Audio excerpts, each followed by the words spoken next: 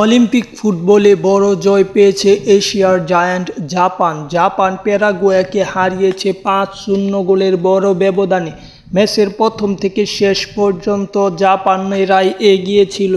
বিশ্লেষণ যদি করি সেখানে pass, position, shot, on target shot সব কিছু দেখলে সেখানে জাপান অনেক এগিয়ে থেকে ম্যাচটি জয়লাভ করে এবং প্যারাগুয়ে তেমন সুযোগ পায়নি। সেই সুযোগ নিয়ে প্যারাগুয়েকে ৫-০ গোলের বড় ব্যবধানে উড়িয়ে দিয়েছে জাপান এবং জাপান পয়েন্ট টেবিলের সি গ্রুপের ১ নম্বরে আছে। সব কিছু মিলে জাপান অত্যন্ত ভালো খেলছে, তা বলার বাইরে বা না বললে নয়। জাপান যদি এমনি খেলতে থাকে তাহলে অবশ্যই জাপান এবার আর অলিম্পিকের স্বর্ণ জিতলে অবাক হওয়ার কিছু থাকবে না, কারণ জাপান গতবারও অলিম্পিকের সেমিফাইনাল খেলে তৃতীয় হয়, কিন্তু সেই টোকিও অলিম্পিকে তারা স্বর্ণপদকটা পেতে পারেনি। তার আক্ষেপটা ঘুচাতে চায় এবার জাপানিরা।